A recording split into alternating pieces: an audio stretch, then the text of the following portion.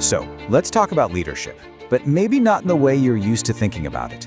We're going to look at leadership as a form of architecture, a deliberate structure that a leader designs, a space where their team will either thrive or, well, fall apart. I mean, think about it for a second. We've all seen it, right? Why is it that some teams just click?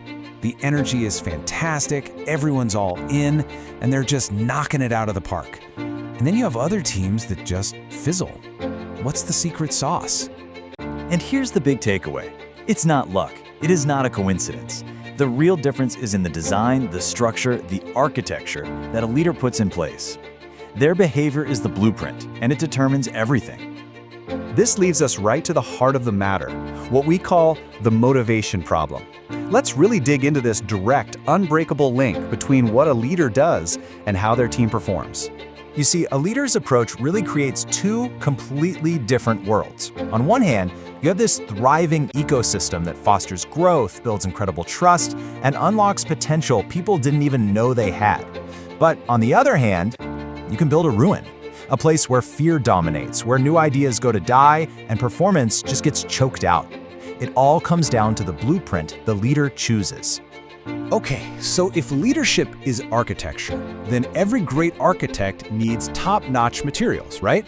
Well, for an inspired leader, one of the most essential building materials you can have is emotional intelligence. So what are we really talking about when we say emotional intelligence, or EI? Put simply, it's about knowing how to understand and manage your own feelings. But just as important, it's about being able to recognize and influence the emotions of the people around you. It's about being tuned in to yourself and to your team. EI really stands on three core pillars. First, you've got empathy. That's your ability to really get what other people are feeling. Then there's self-awareness. That's about having a crystal clear picture of your own emotions. And finally, adaptability, the flexibility to change your approach based on what the situation actually needs.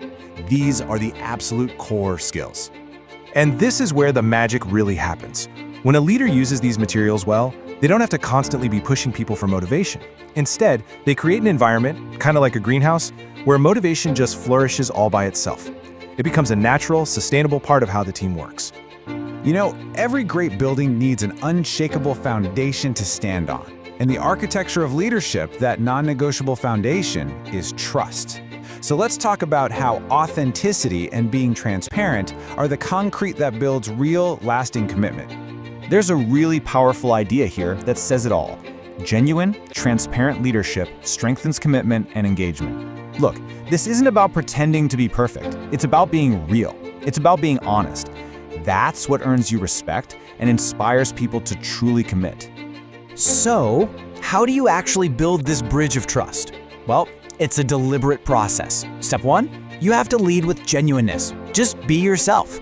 Step 2, you practice transparency. Be open about what's going on. And when you put those two things together, the result you get is real earned commitment. It's not given, it's built. Okay, so we've got our building materials and we've poured the foundation. Now let's talk about the master plan. This is where a truly skilled leader shines, by using what's called the adaptive approach. Because here's the real secret to great leadership. There is no one-size-fits-all style. It just doesn't exist.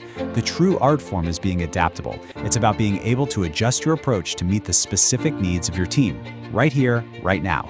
And that means you have to listen, you have to observe, and you have to be responsive, not rigid. All right, so we've designed this thing, we built this incredible structure of inspired leadership using emotional intelligence and a solid foundation of trust. So what's the ultimate payoff? Let's look at the actual, concrete results you get from this kind of architecture. The first thing, and honestly maybe the most important, is you get stronger relationships. This approach builds real, human connections, and those connections become the resilient backbone of any team that's going to perform at a high level. Next up, you get sustained enthusiasm. And listen, we're not talking about some short-term motivational gimmick. No, this is about creating a deep, long-term energy and passion for the work itself and for the team's mission. And of course, when you have those strong relationships and that deep enthusiasm, you know what comes next. It all leads to the final, crucial outcome: high productivity. When people feel safe, when they feel understood and genuinely motivated, they don't just meet expectations, they blow past them. So, we've walked through the blueprint together, we've looked at the materials, and we've talked about the foundation. This isn't just theory, it's a very practical guide, which really brings us to one final challenging question for you. When you think about your own leadership, what's the first brick you're going to lay?